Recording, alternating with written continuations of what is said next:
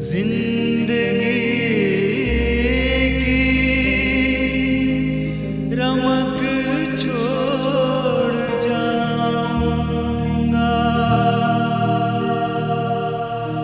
میں ڈوب بھی گیا میں ڈوب بھی گیا تو شفق چھوڑ جاؤں گا۔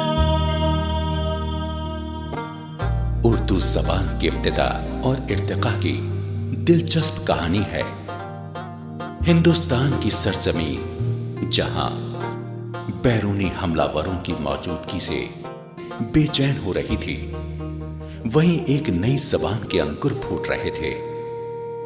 عربی، فارسی، ترکستانی، سنسکرت کے الفاظ سے مل کر ایک نئی زبان بن رہی تھی، اردو۔ یہی وجہ ہے کہ اردو کو کسی ایک قوم یا طبقے سے وابستہ نہیں کیا جا سکتا، اور اسی خصوصیت کی بنا پر اردو کو ہر خاص اور عام کی زبان کہا جا سکتا ہے۔ بھارت کے ہندوؤں، کائستوں، سکھوں اور جینیوں نے بھی اردو کو پروان چڑھانے میں بڑھ چڑھ کر حصہ لیا۔ اردو کو اپنے خون دل سے سینچنے والوں میں جس غیر مسلم شاعر کا نام سر فہرست ہے وہ ہے چندربھان برہمن۔ اردو، فارسی، عربی اور سنسکرت کے زبردست عالم اور اردو کے صاحب دیوان شاعر، کہاں ملے گی ایسی زبان جس نے مذہب، قوم اور فرقے کے فرق کو مٹا کر اردو کی شکل میں ایک ایسا پیراہن دیا جسے صحیح معنوں میں سیکولر کہا جا سکتا ہے۔ اردو ہے جس کا نام ہم ہی جانتے ہیں داغ، سارے جہاں میں دھوم ہماری زبان کی ہے۔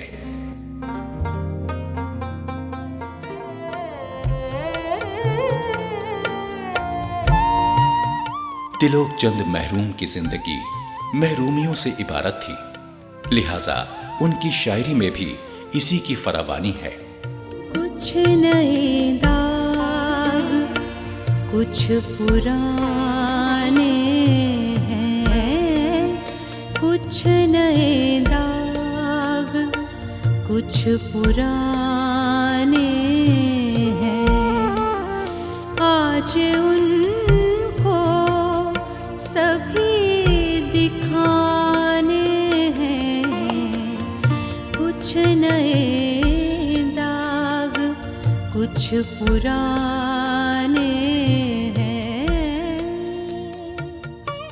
محروم نے غزلوں کے ساتھ ساتھ نظمیں بھی کہیں، اور وہ جس قدر غزل کے شاعر ہیں اسی قدر نظموں کے بھی ہیں۔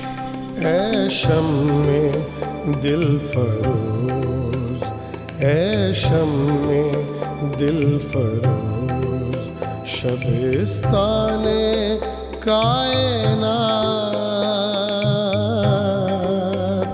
اے شمع دل فروز، اے شمع دل فروز، شبستان کائنات، تیری کرن کرن ہے، تیری کرن کرن ہے، رگ جان کائنات،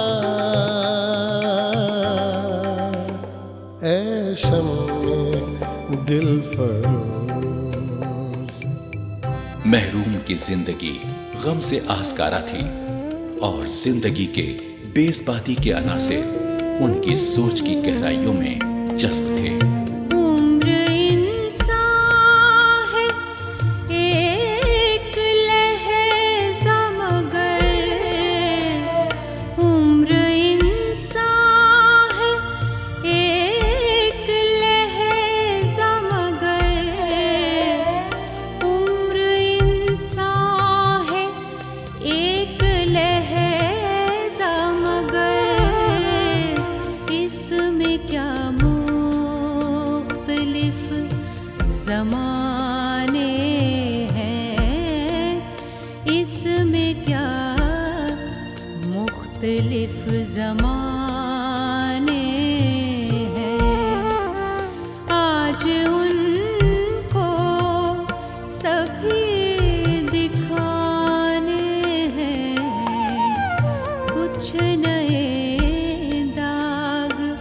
कुछ पुराने हैं।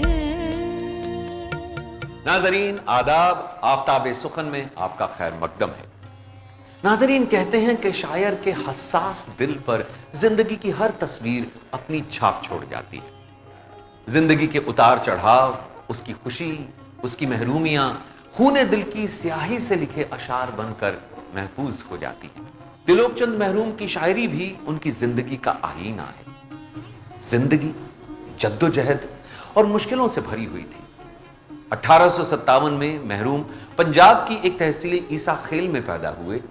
उनके गांव का नाम था गाजरांवाला, जो अब पाकिस्तान में है। गांव में कोई स्कूल नहीं था, लिहाजा इब्तिदाई तालीम नहीं हुई। मैट्रिक की पढ़ाई अपने घर से 70 किलोमीटर दूर विक्टोरिया डायमंड जुबली स्कूल जाकर करनी पड़ी। पढ़ाई चाहे देर में शुरू की हो, लेकिन शायरी वो तीसरी जमात से ही करने लगे थे। बीच बीच में यह सिलसिला टूटता बंधता नजर आता, लेकिन जब भी कोई चीज उनके दिल को छू जाती तो शेर बनकर निकलती। महरूम जब सेंट्रल ट्रेनिंग कॉलेज लाहौर में दाखिले के लिए आए तो मलिका नूर जहां के मजार पर भी गए। मकबरे की वीरानी देखकर महरूम ने एक नज्म की, नूर जहां का मजार। चौपाए जो घबराते हैं गर्मी से तो अक्सर, आराम किया करते हैं इस रोजे में आकर। मामूर है यूं गौरे गरीबाना किसी की, आबाद रहे महफिले जाना न किसी की। खुद तिलोकचंद महरूम की जिंदगी भी वीरान और उजड़ी हुई थी। अपनी शरीक हयात और बेटी की मौत ने महरूम की रूह को जख्मी कर दिया था। उनकी सोच ने दर्द का लिबास पहन लिया था। बुझ नहीं सकती जो दिल में आग है भड़की हुई, हो गए दोज़ख जमीन और आसमां मेरे लिए। लेकिन महरूम ने अपनी शायरी को सिर्फ अपने दर्द की अक्कासी का जरिया नहीं बनाया। उन्होंने जिंदगी के मुख्तलिफ पहलुओं पर भी नजर डाली। कायनात के हुस्न जमाल से मुतासिर हुए, तभी तो आफ्ताब के हुस्न को देखकर यूं कह उठे, पूरा रो बका के लिए शम्मे राह है, तू राह रो बका के लिए शम्मे राह है, तेरा वजूद हुस्ने, तेरा वजूद हुस्ने अज़ल पर गवाह है, तेरा वजूद हुस्ने अज़ल पर गवाह है। ऐ शम्मे दिल फरोज शबिस्ताने कायनात, ऐ शम्मे दिल फरोज। नाज़रीन आदाब, उर्दू एक ज़बान ही नहीं तहज़ीब का भी नाम है। शायरी का कोई मज़हब नहीं होता, न ज़बान का कोई मज़हब होता है। उर्दू में जब भी कौमी और वतनी शायरी का ज़िक्र आता है, एक तरफ हम चकबस्त का नाम लेते हैं, दूसरी तरफ तिलोकचंद महरूम का नाम भी लिया जाता है। उर्दू में कौमी और वतनी शायरी की एक मजबूत रिवायत पाई जाती है। आज हम तिलोकचंद महरूम पर बात कर रहे हैं। गुफ्तगू के लिए हमारे साथ मौजूद हैं मशहूर शायर और नक्काद प्रोफेसर अतीकुल्लाह साहब। अतीकुल्लाह साहब अपने कारनामों की वजह से पूरी उर्दू दुनिया में जाने जाते हैं। दिल्ली यूनिवर्सिटी के शोबे उर्दू में सदर रहे हैं। आज यहाँ मौजूद हैं, आपका खैर मकदम है। मैं मुईद रशीदी। अतीकुल्लाह साहब, तिलोकचंद महरूम की शख्सियत, उनकी शायरी की जो खिदमात हैं, उनका एतराफ़ किया जाता रहा है। तारीख़ की किताबें गवाही देती हैं कि इन शुअरा को हमने फरामोश नहीं किया है। उनकी शायरी पर गुफ्तगू करने से पहले हम ये चाहते हैं कि उनकी शख्सियत के जो अज्ज़ाए परीशा हैं वो यकजा हो जाएं और हमारे नाज़रीन ये जान सकें कि उनकी शख्सियत और उनके सवाने के ख़ास पहलू क्या हैं। मोईद साहब, ये बहुत अच्छा सवाल है, क्योंकि मैं ये महसूस करता हूँ कि किसी भी शायर की अपनी शायरी में یا کسی بھی ادب کی کسی بھی صنف میں سے اگر اس کا تعلق ہے تو اس کی شخصیت کا کوئی نہ کوئی اثر ڈائریکٹ یا انڈائریکٹ، راست یا ناراست اس پہ پڑتا ہے. اور بلکہ یہ کہا جائے کہ زندگی بھر ایک ہانٹ کرتا ہے وہ زمانہ جو کہ اس کے بچپن کا زمانہ ہو یا اس کی خاندانی زندگی میں جو ایک طرح سے نشیب و فراز واقع ہوتے ہیں، تو ان کے اثرات اس کے فن پر ضرور پڑتے ہیں. بعض حضرات، بعض نقاد یہ بھی کہتے ہیں کہ بھئی ایک آبجیکٹیوٹی ہوتی ہے، ایک معروضیت ہونی چاہیے، لیکن شاعر سے معروضیت کا تقاضا کرنا ایک غلط دروازے پر دستک دینا ہے. ان معنوں میں اگر تلک چند محروم کو ہم دیکھیں، ان کی شخصیت کے بارے میں، ان کے سوانح کے بارے میں، تو یہ غیر منقسم ہندوستان کے صوبہ سرحد کا علاقہ، جہاں جسے عیسیٰ خیل میاں والی کہتے ہیں، وہاں ان کی پیدائش ہوئی تھی 1887 میں، یعنی 1887 میں. یعنی آپ ظاہر ہے کہ 1887 کا وہ زمانہ کہ جب یہ پیدا ہو رہے ہیں اور انجمن پنجاب نے نظم کی مناظمیں شروع کر رہے ہیں، تو نظم گوئی کی روایت کا آغاز ہو رہا ہے اور ان کا یہ پیدائش کا یہ زمانہ ہے. اس اعتبار سے 1887 میں حالی بھی تھے، آزاد بھی تھے، اسماعیل میرٹھی بھی تھے، درگا سرور بھی تھے، اور اس کے علاوہ نثر میں بھی بہت کام ہو رہے تھے، اور سر سید کی پوری تحریک اپنے عروج پر تھی. تو تلوک چند محروم کو بہت اچھا زمانہ ملا تھا. یہ بھی اسی خانوادے سے ان کا تعلق تھا کہ جو پیشے میں تو وہ زمیندار تھے اور کاشتکار تھے. تو جگن ناتھ آزاد ان کے صاحبزادے تھے. انہوں نے ایک بار یہ کہا بھی ہے کہ میرے والد صاحب اکثر کبھی نہ کبھی ان کو میاں والی یا دریائے سندھ کا کنارہ یاد آ جاتا ہے اور یہ گمسم ہو جاتے ہیں. جی. تو یہ انہوں نے کئی بار ان سے دریافت کیا، تو وہ کہتے ہیں کہ محروم صاحب جو تھے وہ انہیں اپنا بچپن کا زمانہ آخر عمر تک یاد رہا، اور وہ اسے ٹیس اٹھتی تھی اس کی. تو وہ دریائے سندھ کا کنارہ فطری ماحول، یعنی ایک طرح سے وہ پوری جنگل آباد تھا دور دور تک، اور بہت اچھا ایک فطرت کا منظرنامہ تھا. تو تلوک چند محروم کی شخصیت کو بنانے میں، ان کی شعری شخصیت کو بنانے میں ان کے بچپن کے اس فطری ماحول کا بہت بڑا حصہ ہے. پھر یہ بھی ہوا کہ جب انہوں نے BA کی تعلیم پالی لاہور سے پائی، تو اس کے بعد وہ سیدھے محکمہ تعلیم میں چلے گئے، اور محکمہ تعلیم میں ایک درس و تدریس کا جو موقع ملا، تو ہو سکتا ہے کہ ان کے ذہن میں درس و تدریس کی وجہ سے بچوں کی نظموں کی طرف توجہ ہوئی، اور خواب طفلی نام کی جو ان کا مجموعہ کلام ہے، اس میں انہوں نے بچوں پر بہت نظمیں لکھی ہیں. اور ایسا بھی نہیں ہے کہ انہوں نے نصیحتیں لکھی ہوں، انہوں نے ہر طرح کی نظمیں لکھی، اور بچوں میں ایک طرح سے وطن کے جذبہ، وطن کے لیے کیا ہونا چاہیے، یعنی ایسا ماحول جب کہ پورا ملک محکومی میں اور غلامی کی زنجیروں میں جکڑا ہوا تھا، تو اس وقت بچوں کے اندر یہ شعور پیدا کرنا یہ بہت بڑی بات تھی. بہت. اور ہمارے یہاں ادب اطفال کی جو روایت پائی جاتی ہے وہ بعد میں تو بہت اسٹیبلش ہوئی، لیکن ایک منظم طور پر جس طرح وہ روایت آگے بڑھنی چاہیے، وہ شاید اس زمانے تک بہت پائیدار نہیں تھی. لیکن اسماعیل میرٹھی ہمیں نظر آتے ہیں، حالی نظر آتے ہیں، اور تلوک چند محروم نظر آتے ہیں. تو ایسے بالکل انہوں نے شعوری طور پر، خاص طور اسماعیل میرٹھی کا نام تو بہت نمایاں ہے، بلکہ اس سلسلے میں پہلا نام ان کا لیا جاتا ہے. اور تلوک چند محروم نے بچوں کے لیے شاعری کیا، اور آپ نے بتایا کہ درس و تدریس سے وابستہ رہے، اور شاید اسی وجہ سے ان کے ذہن میں یہ خیال آیا کہ بچوں کے لیے بھی شاعری کی جائے تاکہ ان کی تربیت ہو سکے اور ان کا ذہن بھی تیار کیا جا سکے قوم کے لیے، وطن کے لیے، شعر و ادب کے لیے. تو یہ بڑا نمایاں کام کیا تلوک چند محروم نے، جو ایک پوری روایت بعد میں بن گئی. میں اس سے دراصل ان معنوں میں بھی غور کرتا ہوں کہ صرف تلوک چند محروم ہی ہیں بچوں کی شاعری پر بہت زیادہ جنہوں نے لکھا، اور دوسرے جو ان کے معاصر تھے انہوں نے، یعنی درگا سہائے سرور ہیں، انہوں نے نہیں لکھا، ہری چند اختر ہیں، انہوں نے نہیں لکھا، فراق گورکھپوری اس کے بعد آتے ہیں جو کہ اسی عہد کے ہیں، محروم کے عہد کے، انہوں نے نہیں لکھا. جوش ہیں، انہوں نے نہیں لکھا. تو یہ نظم گو شعراء بڑے بڑے فلسفیانہ قسم کے موضوعات کی طرف گئے، اور اتحاد قومیت کا نعرہ بلند کرتے رہے، انقلاب کی آواز بلند کرتے رہے، اور جوش آفرینی بہت زیادہ ان کے کلام میں تھی، لیکن ایک بچوں کی سطح پر بچوں کی زبان میں شاعری کرنا یہ ایک بہت مشکل کام تھا اور بچہ بن جانا۔ اس اعتبار سے تریلوک چند محروم کا ایک تو یہ پہلو ہوا، دوسرا پہلو اتحاد قومیت کا تھا۔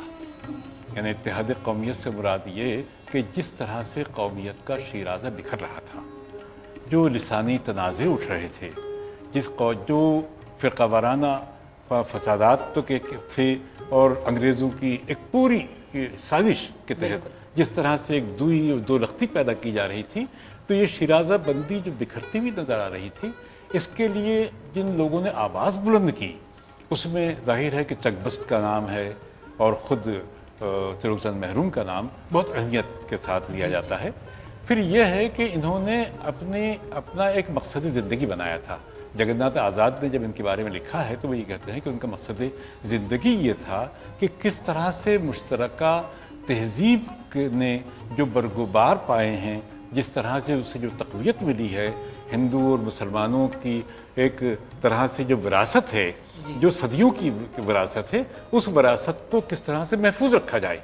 تو محروم کی 80 سے 90% شاعری اسی اتحاد قومیت کی بنیاد پر قائم ہے، اسی مشترکہ تہذیب کی نمائندگی وہ کرتے ہوئے نظر آتے ہیں۔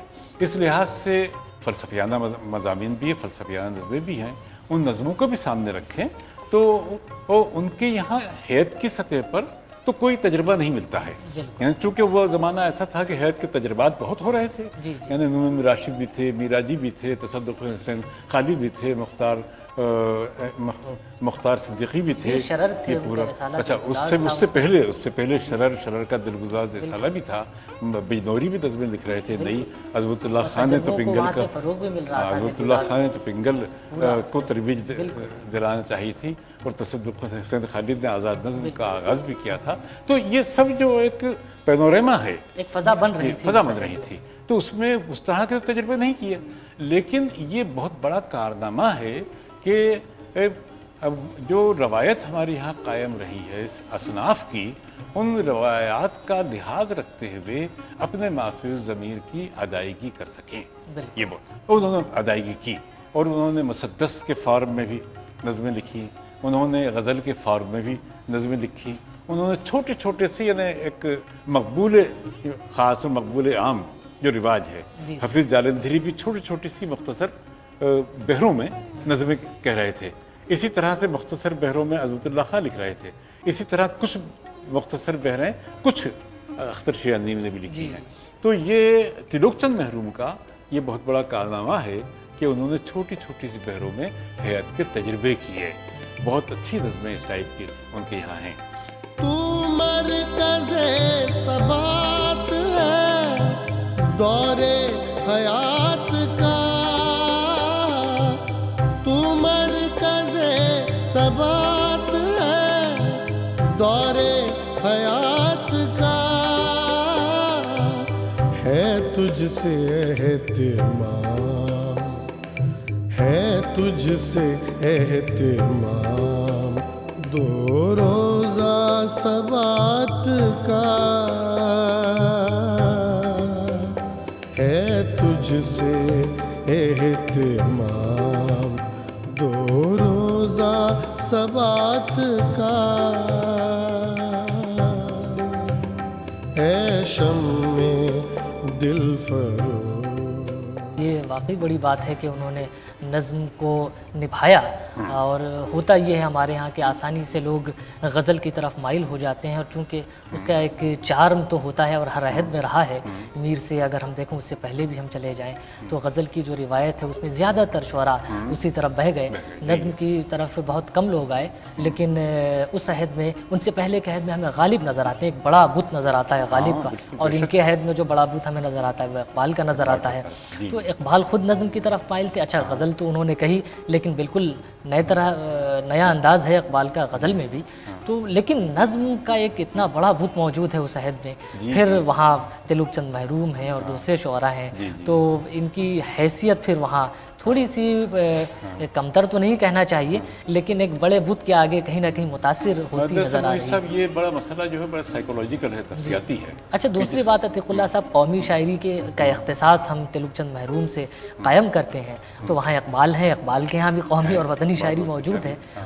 जी, इसमें कोई शक नहीं। लेकिन ये है कि इकबाल के यहाँ जो एक फ़लसफ़ियाना विज़न था जी, उसने भी कुछ पर्दे डाल दिए थे और बहुत ही फ़लसफ़ियाना गहराई के साथ उन्होंने अपने इन मौज़ूआत को बरता था। लेकिन तिलुकचंद महरूम के यहाँ वो फ़लसफ़ियाना गहराई और गहराई और वो पर्दादारी जो है वो नहीं है, जो इस्तिआरे से पैदा होती है, जो नारास्त ज़बान की वजह से पैदा होती है, जो फ़लसफ़ियाना विज़न की वजह से पैदा होती है। अकबर इलाहाबादी जैसा शायर था उस वक्त, बिल्कुल, और अकबर इलाहाबादी के अलावा भी महरूम के असरात बहुत बलीग़ थे लोग, यानी उस नस्ल पर। तो उन्होंने तो उन्होंने एक क़ता भी कहा है अकबर इलाहाबादी ने, जो कि महरूम के लिए है दाद का मुस्तहिक कलाम महरूम, है दाद का मुस्तहिक कलाम महरूम, लफ्ज़ों का जमाल और मानी का हुजूम, लफ्ज़ों का जमाल और मानी का हुजूम, है उनका सुखन मुफीद दानिश आमूज, उनकी नज़मों की है बजा मुल्क में धूम। अब गौर कीजिए कि इसमें चार बातें हैं। लफ्ज़ों का जमाल नंबर एक, फिर यह है कि मानी का हुजूम, जिसको गंजे मानी तो उनका मजमूए कलाम ही था, गंजे मानी। तो लफ्ज़ों का जमाल और मानी का हुजूम, और फिर मुफीद दानिश आमूज यानी इफ़ादियत बख्श, यानी उनके यहाँ के उनकी इफ़ादियत बख्श शायरी पाई जाती है, और दानिश आमूज जो कि हमारे अक्ल को मुतासिर करती है, हमारे जज्बों के साथ साथ अक्ल को भी मुतासिर करने वाली। तो अकबर इलाहाबादी जैसा शायर भी उनके बारे में ये बात कह रहा है। बिल्कुल अतीकुल्लाह साहब, ये बात बिल्कुल सही है। असल में महरूम हो या उस अहद के दूसरे शायर, यहाँ तक कि इकबाल भी, ऐसा महसूस होता है कि उस ज़माने के जो मुहर्रिकात थे, जो इनकलाबात थे, उनका असर बराह रास्त उनकी शख्सियत पर पड़ रहा था और वो उनसे मुतासिर हो रहे थे। इजहार का पैराया अलग हो सकता है, लेकिन मौज़ूआत थे और उनका बयान जिस तरह अलग अलग शायरों ने किया है, तो महरूम के साथ तो एक उनकी ज़ात का कर्ब है, दूसरे ज़माने का कर्ब है। तो कर्ब को अपनी ज़ात का नूर बनाना, ये अपने आप में बहुत बड़ी बात है, और तिलुकचंद महरूम ने ये कारनामा अंजाम दिया अपनी शायरी के ज़रिए कि मुख्तलिफ़ शेड्स पैदा किए अपनी शायरी में, वतनी शायरी, बच्चों की शायरी, फिर मनाजिर फ़ितरत का जिस तरह आपने ज़िक्र किया, इस खूबसूरती से बयान किया उन्होंने, तो कि जो पूरी रिवायत हमारी कायम होती है उसमें एक नुमाया नाम हमें तिलुकचंद महरूम का नज़र आता है। आखिर में अतीकुल्लाह साहब, चलते हुए मुख्तसरन हम ये जानना चाहते हैं कि आज उनकी शायरी की मानवियत क्या हो सकती है? आज उस लिहाज से हमें बार बार उनको दोहराना, यानी हमें माजी के उन जिंदा हिस्सों को दोहराने की ज़रूरत है और नई नस्लों को याद दिलाने की ज़रूरत है कि उन लोगों ने किस तरह से अपने आप को फ़ना फिल अदब कर दिया था और किस तरह उन्होंने अदब की और ज़बान की खिदमात अंजाम दी। और ये खिदमात वो हैं कि जो हमारी तारीख़ उसे सुनहरी लफ्ज़ों में आज भी याद कर रही है, और हमें उम्मीद है कि आइंदा भी हमारी तारीख़ इसी तरह दोहराती रहेगी। और ये हमारी कौमी यकजहती और गंगा जमनी तहजीब के अमीन भी हैं और पूरी रिवायतों के अमीन हैं। तो अतीकुल्लाह साहब, आपने बहुत अच्छे गोशे रोशन किए और बहुत अच्छी गुफ्तगू हुई। आप तशरीफ़ लाए, आपने भी की है। जी शुक्रिया। हम भी ऐसे नए नहीं महरूम, हम भी ऐसे नए नहीं महरूम, हम भी ऐसे नए नहीं महरूम। ये जफा में अगर पुराने हैं, ये जफा